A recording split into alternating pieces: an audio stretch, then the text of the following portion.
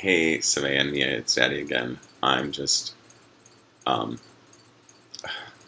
hold on a minute. I'm just going to move this around a little bit so you can see it.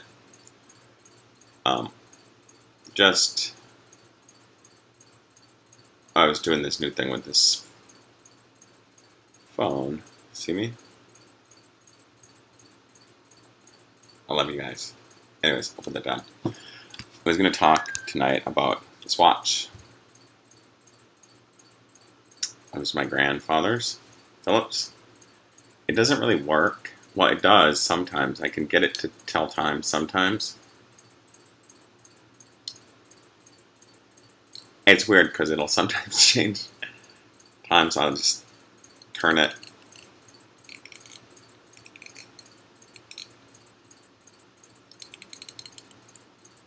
And I'll come back and it's a different time. I don't know. It's like, it was one of those things like, well, I actually had this for a long time ago. Grandma gave it to me. Grandma Esther, Dorothy. She gave it to me a long time ago.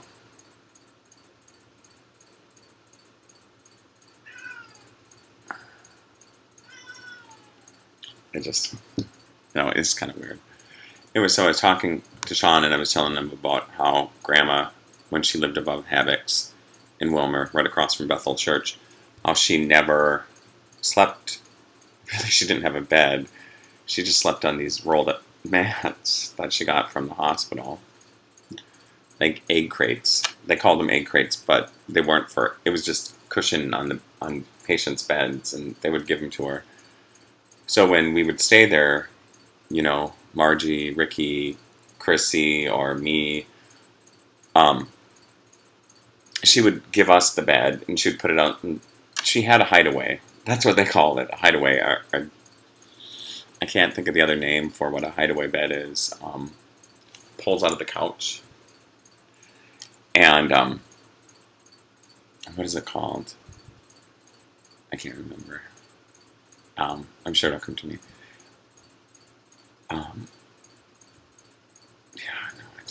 We called it a hideaway.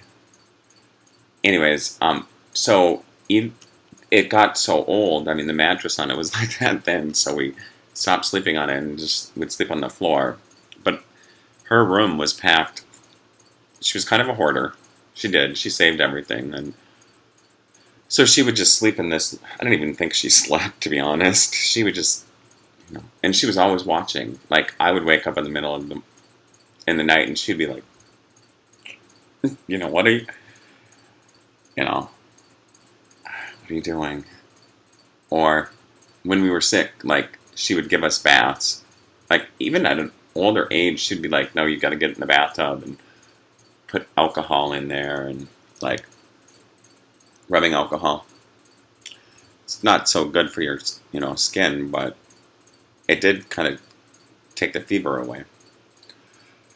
So she did other things, like when we were real, like, sick with coughs and stuff or fever, she would heat up blackberry brandy on the stove and boil it, and then some aniseed sometimes, and warm milk also helped, like with sleeping or the cold. It actually did, the heated up blackberry brandy actually did work with the colds and coughing.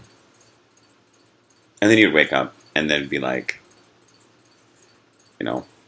like she was feeding an army, just of one, or if a couple of us were there. Sometimes Chrissy stayed there. Well, Chrissy lived there with her. I did too for a while. I mean, off and on. It was just a one-room apartment, one bedroom, but the bedroom was full of stuff. She had a storage locker in the basement, kind of like here. We have an empty storage room and a room full of stuff that I was going to use to have you here. But, the courts and, those cowards, the ladies, I don't know. They hate the truth. The truth is that, I carried you in my body. Fathers do that. They carry seeds in them. You're in my blood. You know, I don't know what to say. I'm just gonna like feel better. Um,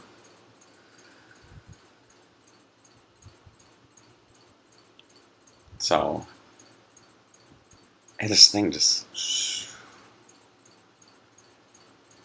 I'm not gonna tell you what it's called. I can't remember. I have it written down somewhere, like Grandma would. Hidden, just. It's from the psychic fair. Um, yeah, so we would stay there, and she lived on the third floor, and she would climb these. Even when she had foot surgery, she had bunions corrected, and she had them both done at the same time, and she climbed the stairs on her hands and knees, and she did it like several times a day, and there were metal rods in her toes, in her big toes, and it was. She didn't want you to help. She would be like, "No, I can do it. I'll just," she's so determined, and I don't know. When Grandpa was alive, when he was at the nursing home, Grandpa Philip Roland Lindquist, he was at a nursing home in Wilmer, and she would walk every day to the nursing home, every day, no matter what the weather was, whether it was snowing. And then she would stop at Jerry's Meat Locker and buy like dried beef or, beef jerky. It was the best in Wilmer at that time. And that's before I started being a vegetarian. And then I didn't learn that I was a vegetarian for a long time, and I weighed like 140 pounds. It was so thin. I mean, you can see that at Margie's wedding. Chrissy and I are together in a picture. And I was just like,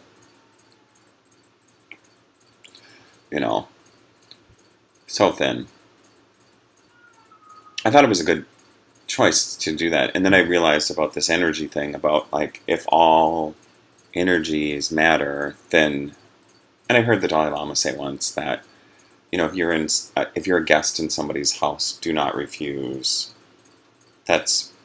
You don't refuse somebody's offer of hospitality, or, that's their praise, or that's their gift to you, and that it would be not acceptable to reject that. I mean, you would just be like,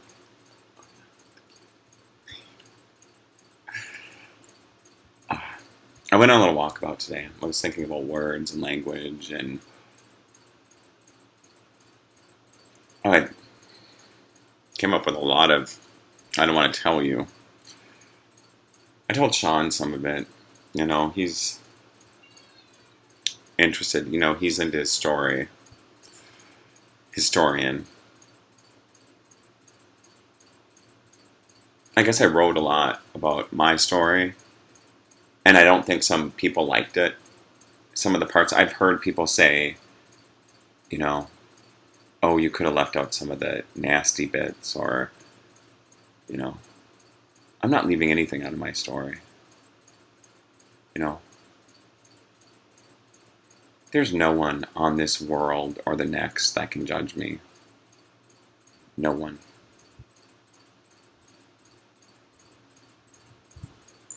If you judge me, you better remember where you came from.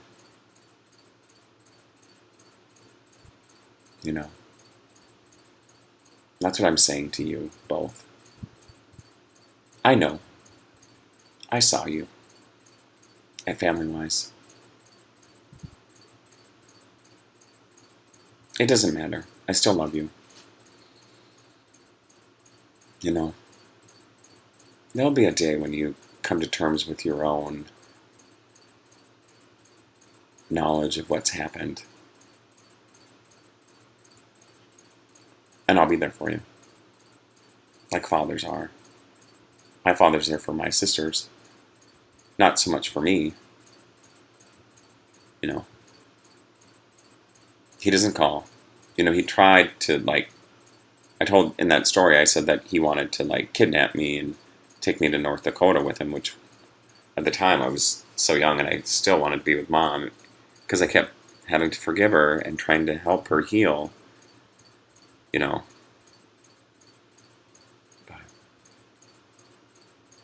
And don't think that I chose a relationship with Sean over you. I didn't.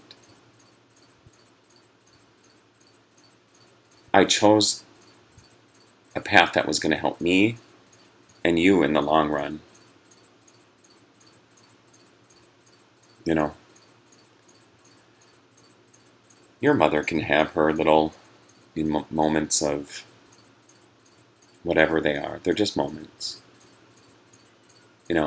There's no, she will not be at my table ever again.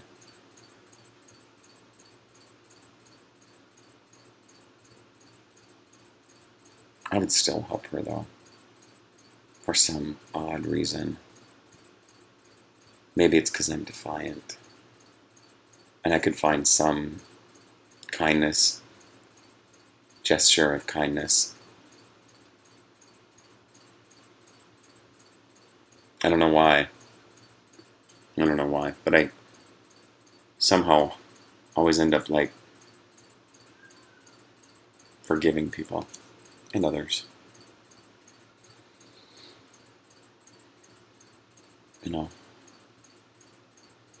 It's a mockery, really, what they do to me. Or to you. Yeah, you, Stephen. A mockery. I was thinking about what God meant.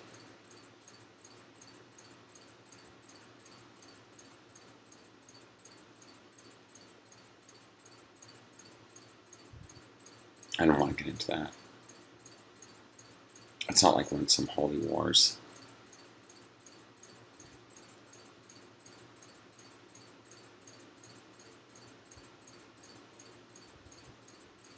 And I also know what, like, Legoland and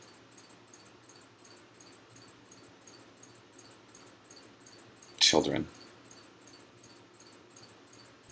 with no,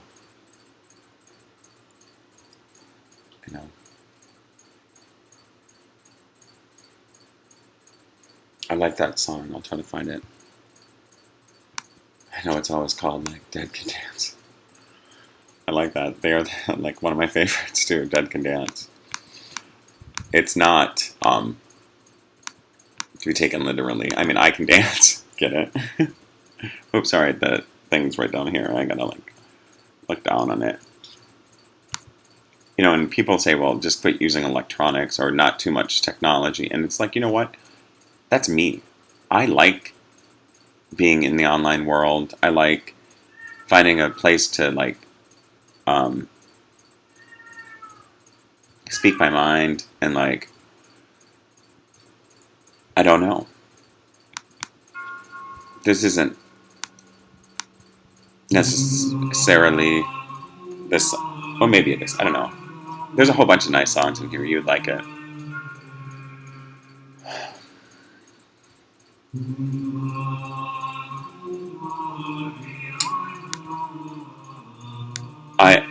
I don't care what people think of it, and I don't even, like, sometimes it's like, oh, like, show me the words, and I'm like, I don't believe the words. They trick you with lies. They stole my language, and so I steal it back, and then create my own form of communication, communing with the nation.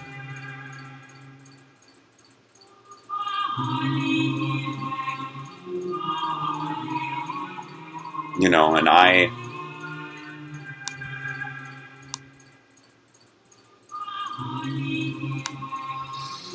don't know. Oh, I was back to, I'm sorry, I'm not scolding you. Both.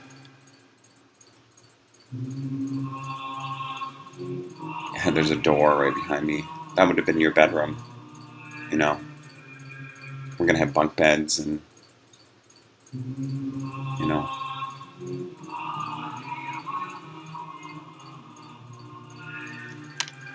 So, I sat in there last night and watched videos. And, just sat in the dark, and it does look like Grandma's bedroom. Like it's just full of boxes of Sean's stuff, of my stuff, of history, of...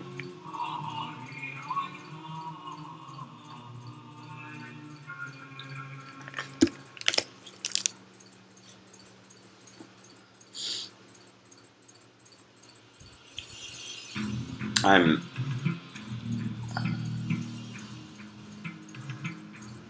not really... Oh, I'm not into palm reading, but at one time I did, like, send somebody a picture to have my palm read. I don't know if you can see that. I suppose you have to touch it to, like, really get the meaning. I was going to move away from that word, meaning, and try to find another word to get the point across.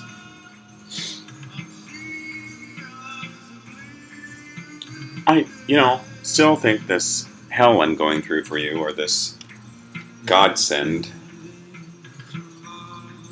is for the best. I don't know. Oh, back to Wilmer again. I took Spanish, French, and German. Miss Nillis. I'm not even going to tell you the German teachers. I can't remember the Spanish. Oh, yeah, I can. Kubis. Yeah, I got bumped up in German, but now the language is all, like, over the place, and so I'm just creating my own communication styles. I told you I can see, like, all these languages inside of one word, and I'm just like...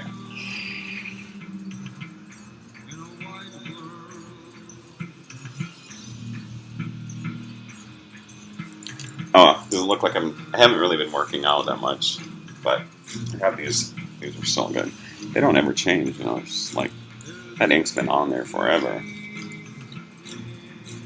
So, I wrote it down in my journal for you, but if you ever need to have contacts or, vision correction, try to just use one contact in one eye, because then you can start to see, like, depth perception, and then you can start to really see, I do that. I know that, the optic nerves and pathways and, like, well, I don't know what they are here, but they were there, and, like...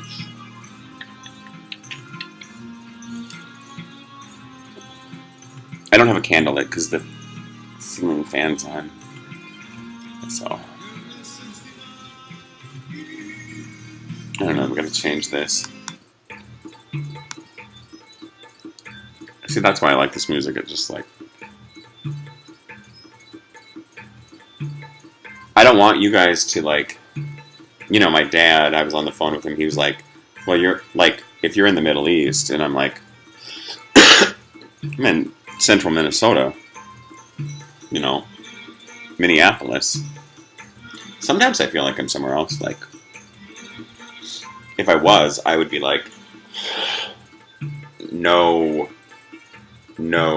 fighting, enough, idiots. That's not a judgment either. It's just like, what are you thinking? You know what war solves? Nothing. Do you know what coming together in unity solves? Pretty much everything. I know, right? They don't think I dance. I dance all the time in the apartment. It's just like, especially to certain music. I've got some favorites that I like all types of music. I mean, my friend Eric's mom, her last name started with a B. I won't tell you what it is because I want to invade her privacy. She was a belly dance instructor, and she was, I stayed at her house. They invited me into their home when I was going to school in Wilmer, going to college. So I drive down from the cities and, stay at her house, and she was an incredible gardener. Don't be surprised if you have a lot of Barbaras in your life either, like Barbara this, Barbara that. My mom's mom was Barbara. My best friend, his name is Barbara. And we all kind of live in this whole circle with Minnesota right in the middle. It's like, that 5 states. It's hard to leave Minnesota. I mean, for me, I've tried. Gone to Alexandria. I actually worked in D.C., but I lived in Alexandria. I went to LA. Went up into the mountains because I couldn't handle LA. That's another story. It's in the book. But, I don't care what they think about it. And if it's a mockery, so much the better, because I'm in my element then. It's like I can make fun of myself and be like, oh God, just, whatever, And these people that make me wait, when it's their turn, I'm going to be like, what are you here for? Oof. I don't know.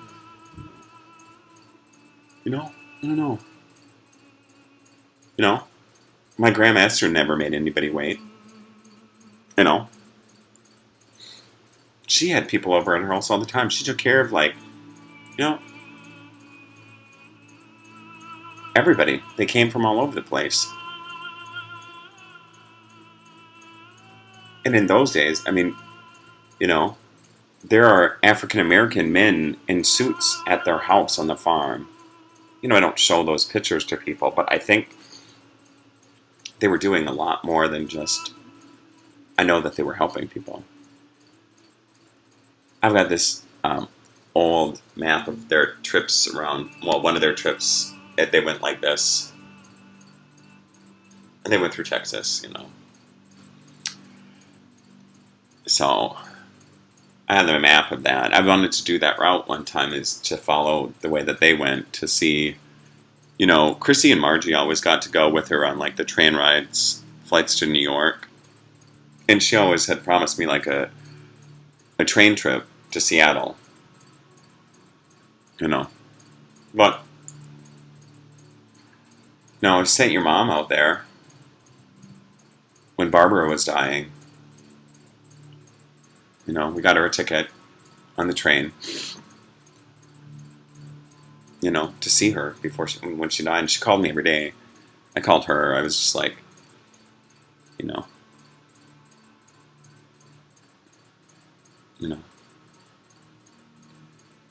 Aunt Barbara was really a nice woman. She grew roses, and she taught me how to garden vegetables and flowers and plants. And she had these climbing roses that went up, and then they kind of fell over. It's kind of like a picture of you, Svea, with your mother and her sister Stephanie in Texas, in front of the Swedish place. Those yellow roses that go. I still have all those pictures. So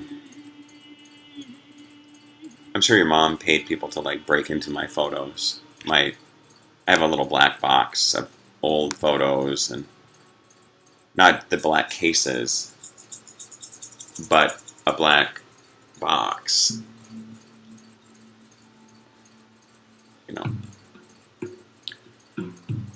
Sorry, I get into this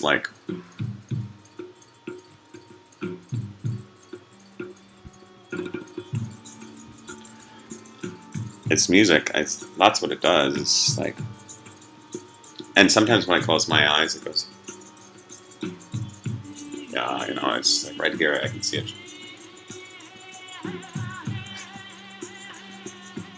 Anyways, this is getting long again. I was going to do a really short one. So, Grandma worked at Rice Hospital, on his psychiatric unit.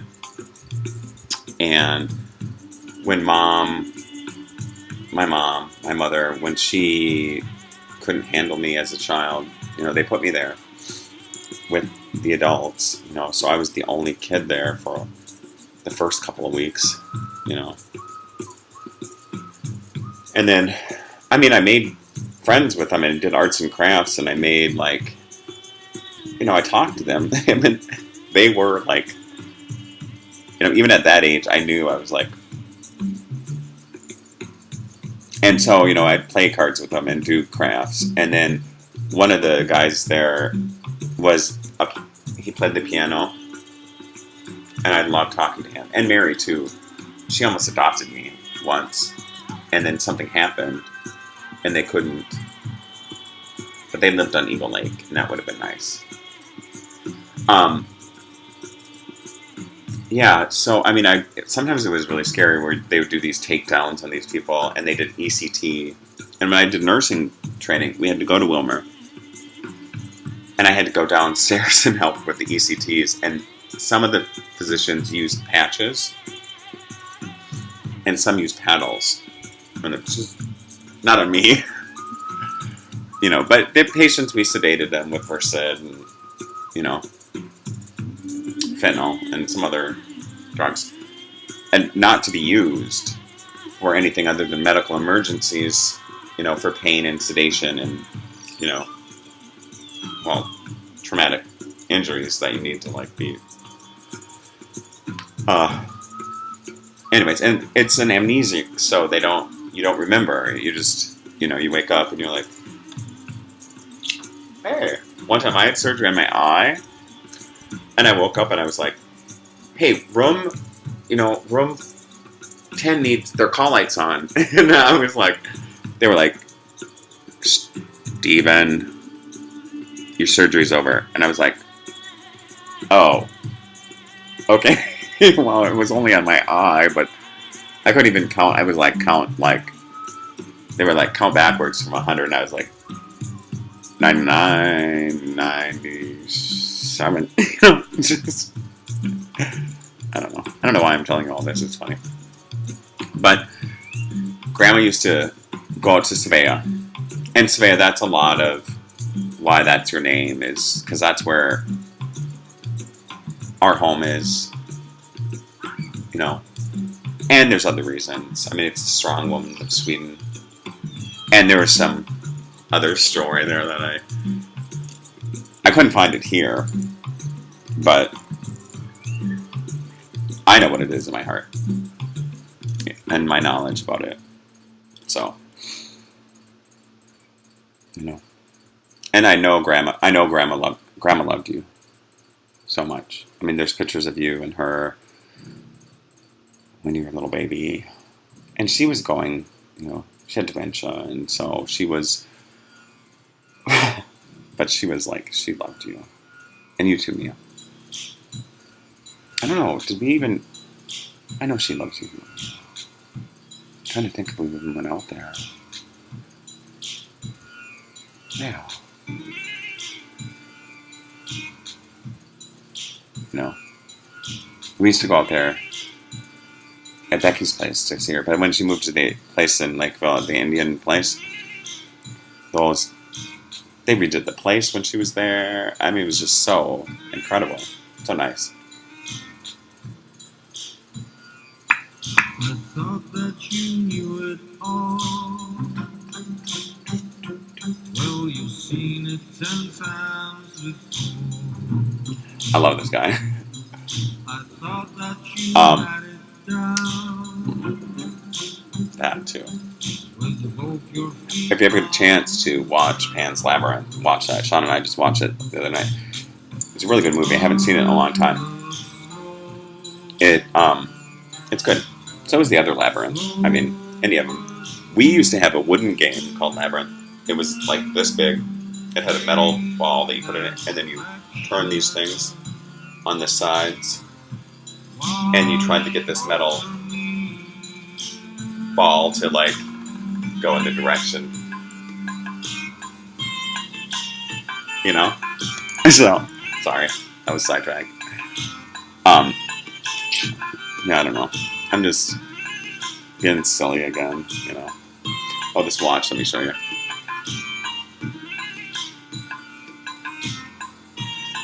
I don't know. It's cool. I remember these markings on the back. You know, it's always like that. It's just.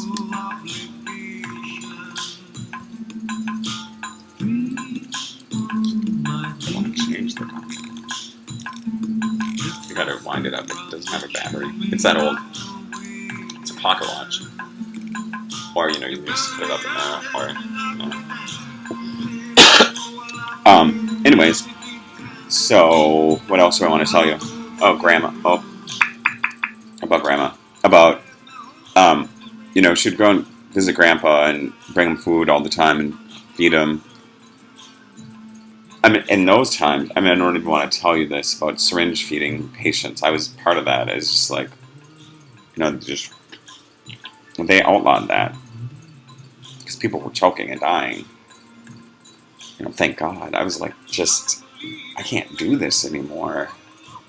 You know, syringe people. I mean, oh, not medicine, but food. They would liquid up the food but you know, they moved past that, and it was good. I mean, there was just, I mean, I was there when, I told you before, I was there when Grandpa died, and it's part of the reason I became a nurse. Well, and Mary, too. I mean, I was just like, I watched her when she was working with people, and I thought, you know, Mary and Jim, I thought, she's got a level head. And that's, when I was in the ER, nothing fazed me. I mean, there would be a code blue, and I would just be like, calm down. No one's going to die here. We're all here. You know, get to your stations. We're going to, like, get this done. And so, yeah, I mean, I think people were like, why aren't you all excited? And I'm like, I've been doing this a while. You know, I've been, like, doing this for a long time. The only times that I did get nervous, there were twins that came in once, preemies that died, and that your mind just goes, you know, and because you're worried about everybody in the room, and not only the patients, you're worried about their moms and their dad, and you're worried about the team, and that's what nurses here are like. You know, I don't know. You know, I was trying to take care of not just one person, not the patient. It's not the patient themselves, but you got to think about the team. How is that working? And I guess some people don't like that. They're like, oh, you know, in the ER you're independent, you know, but when there's a code or a crisis, you work in a team. You don't just, you know. I'm tired of waiting. So I've decided that whenever I'm being asked to wait, I'm just going to leave and walk out of the door and be like, I'll come back when you're ready for me. Just give me a call. I did that at the State Board of Nursing.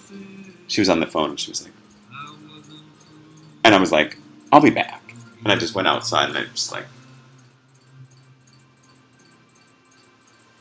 you know, shut the door. I heard her get off the phone, so I went back in there. It's not rude. It's rude to make me stand around. Waited my whole life. I'm always early, you know. So that's why I'm early. Is so in case they have like a chance in their, you know, godforsaken busy schedule, you know, they can like get me in early. But you know, I'm gonna try a different tactic. You know, I don't know. This is one of my favorite songs. I know, the words are...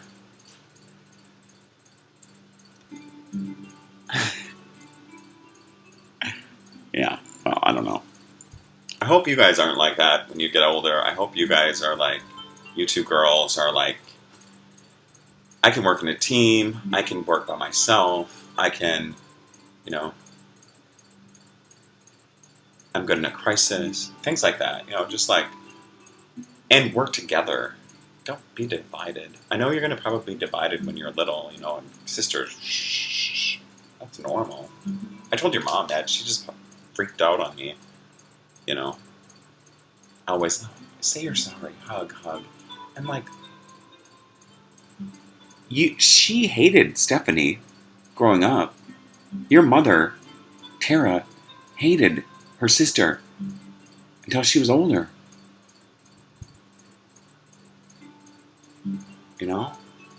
Jesus.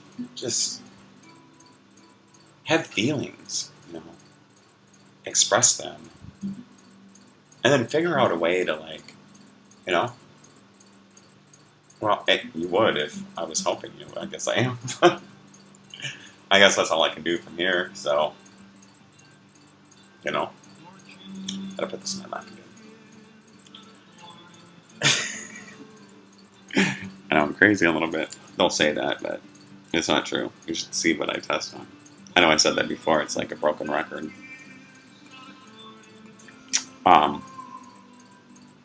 Yeah, so express your feelings. I mean, you can do it in writing, in talking. And if you say things like, I'm mad at you, be like, all right, good. Now what are we going to do about it? Be mad. And I'll acknowledge that you're mad. And then I'll be like, okay, those are good feelings to have. Because it shows that you have feelings. And then you can move on from that. Or you can stay mad for a little while. No. Those are feelings. And that's what some people don't have. They don't have feelings. So, I do. I've always been able to express my feelings. They wrote me into, like, talking to them to, like, oh, let me talk about your feelings. Because we don't have any. So I do, and then I'm like, I quit talking to Katie, Ross, and Ross. And, the guy that I really like talking to, because he got all my odd references, Randy. I called him Monty, but he was Randy.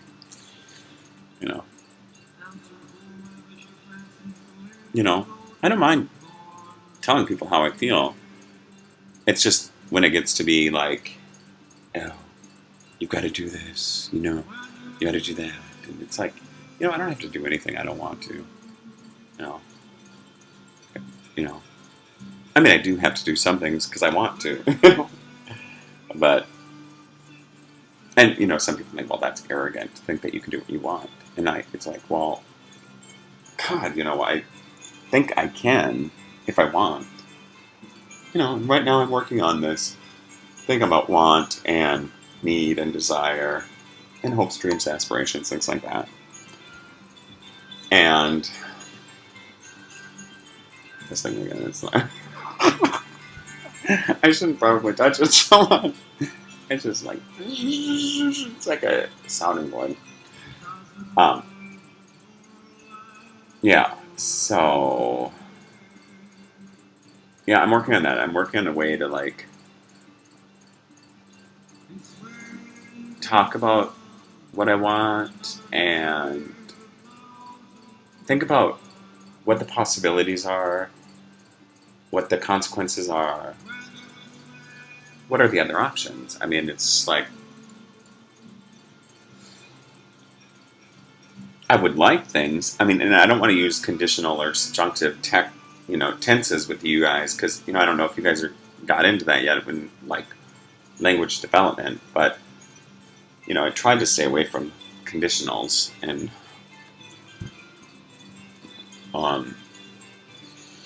it's hard though when you're used to like using those tenses. And so anyways, ought, might, shall, will, I mean might, should, could, those leave room for other possibilities in them too. I mean, may have or may not, just, I don't know. I'm working on some different, like, aspects of being a lunatic. No, I'm kidding. I'm not. I'm just having a good time talking to you, and I just. Oh, it was out walking. I told you that. I walked up to Lake Street and down, and then down by the Institute of Art, and you know, it's funny because I think, you know, I don't want to hurt anybody by. I don't want to hurt anybody by saying the wrong things, but I'm also a really honest person, so I'm sure I've lied in the past. I freely admit that. You know, I don't care that I lied. I mean, I do. I mean, I care that it was a lie, but it was like, at the time, it was the truth that the people I was with needed to hear. I mean, they were like, you know, I don't care about the whole of my story being out there. I mean, some people might. Not me.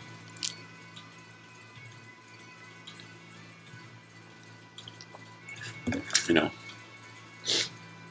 I sometimes think that there's some scripted demon in this computer. I'd probably get in trouble because I turn off all the permissions, and I'm like, that's what got me in trouble the last time I started. Just, you know, but I won't do that anymore. The Apple people were like, I don't know, they were funny. Yeah, so I probably am not wrong, though. You know, I got some secret knowledge about some stuff that I'm not telling anyone yet. I gotta touch this thing again. It almost makes my face look a little. Yeah. So, anyways, next time I'll talk about. I won't talk too much about California because that was really. Santa Rosa was. Well, I could talk about Time Bite. I already did about Midnight and stuff.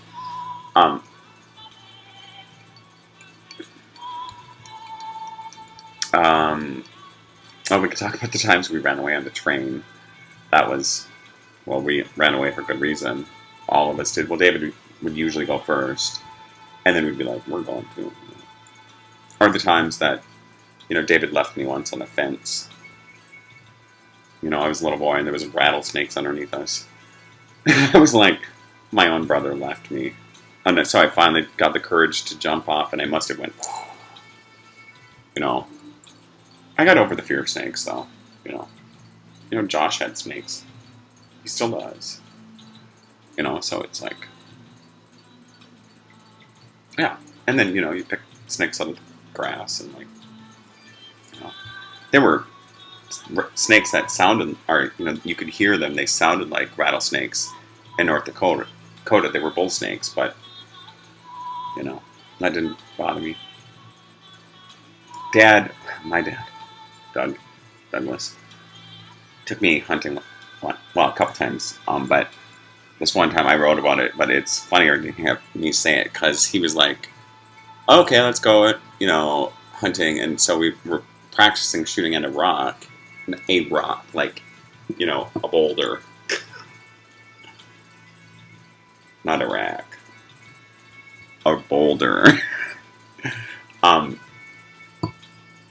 and so I had the gun, and I was like, okay. And so it was hit the rock on the boulder, and I was like, I shot it, and I don't want to laugh about this, but there was a bird flying above it, and I hit the bird, and he was like, we're done. And I was like, you know, he didn't take me, well, he did. I mean, he had a collection of guns that he used to show me, but I was like, you know, he sent me out in that tornado to get John's toy. They were in the root cellar. Oh well. I made it. I've lived through tornadoes. That one in North Minneapolis, I was outside like standing on the front steps in Golden Valley. It went like this around us. And then I was like, I didn't want to go into town, into North Minneapolis, and then I finally did. Down Theodore Worth Park. It stormed a lot that year. I was just not in a good mood. And then the winters were really hard on us.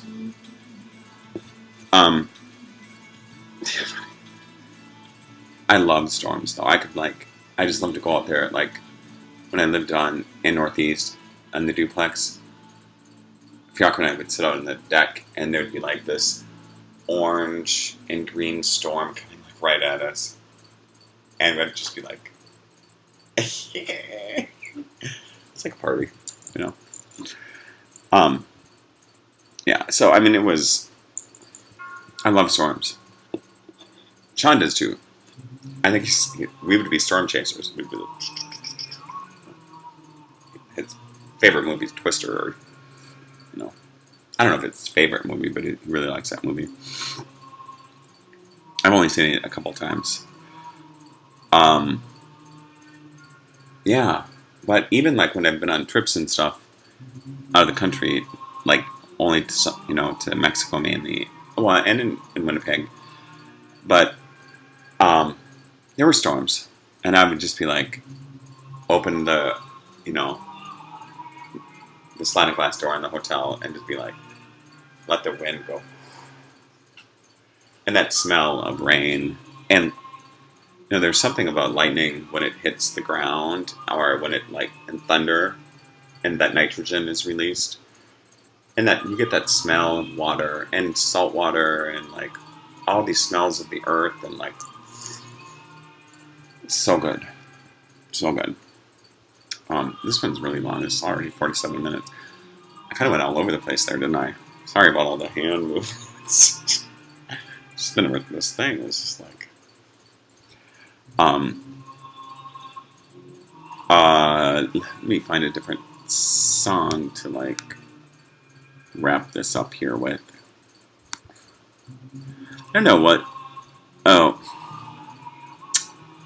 I like this one too. Oh.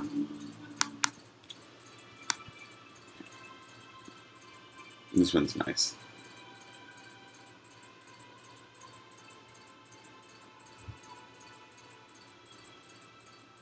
Not even fair to do that.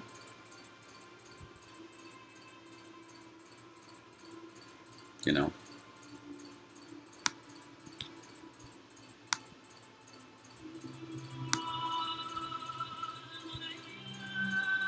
But whatever. I'm not going to argue with myself about the pieces out there that I'm trying to like help heal.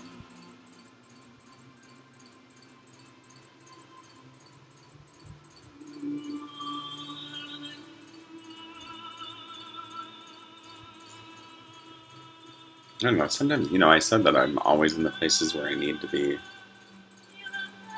And I think sometimes Sean thinks that I'm like on a different wavelength or something. Somebody told me that once. You do not belong here. And I was like, I won't say who. I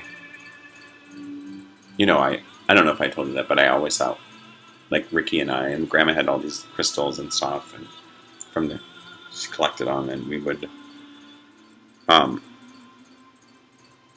put them in styrofoam and like pretend like we were from somewhere else. Margie and I once burned Darth Vader. I had two of them. I collect Star Wars toys, and when he died in the movie, Marge and I put one of them in a Kleenex box and then lit it on fire when we lived in the apartment building in Walmart. I don't even want to tell you the name of it. It would just be silly. It'd be like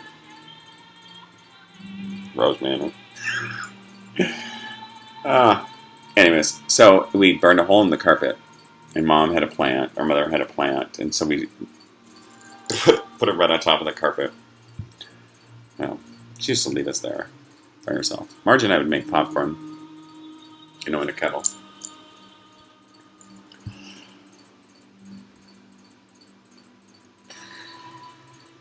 So, anyways, yeah, I said that, yeah, I'd set off the alarm and play Gen Rummy, or Crazy Eights, or actually, you know what I was thinking about getting? That game Clue. So and so did it in the pantry with a blah blah blah, and in the library with a da da da.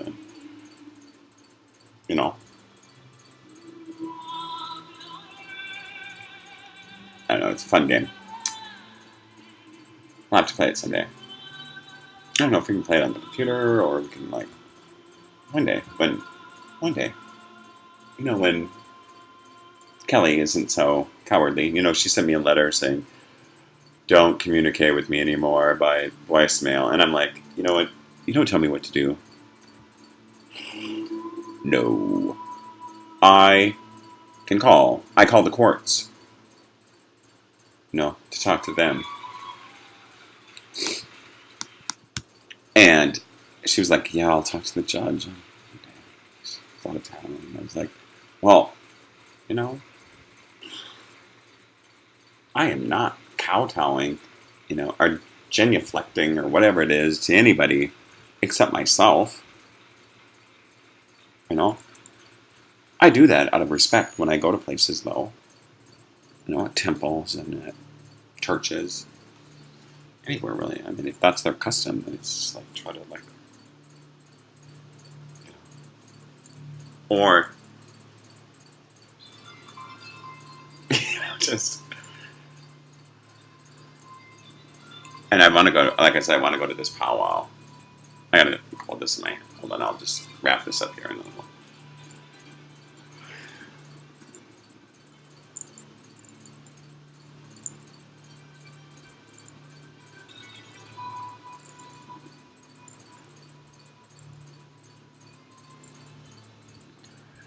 I love you guys. I do. I love you guys. Alright. So, I don't know I don't know what, I wish there was a way you would tell me what you want me to talk about, because I would talk about just about anything if you just asked. Oh, rattling chains, you want me to, I don't know whose chains you want me to rattle. Oh, that one rattle. Oh.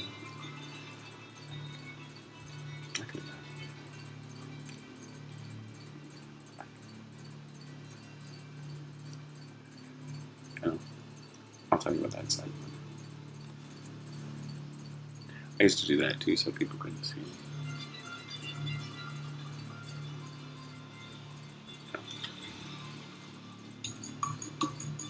I'll tell you this one last thing. At one time, I thought somebody was spying on me in my room, so I would pull up the sheet and I would sit there and smile underneath it. Because I thought somebody was watching me, so I was just like, I'll just smile under the covers and And it was. I would laugh. It was funny to me, but I'm sure they were because I heard one night in my room, I was just I heard this voice say, "I want to see you." It's no, tricky. I know. Don't think I'm crazy. I don't mind. I'm not. I'm just different. Well, I am.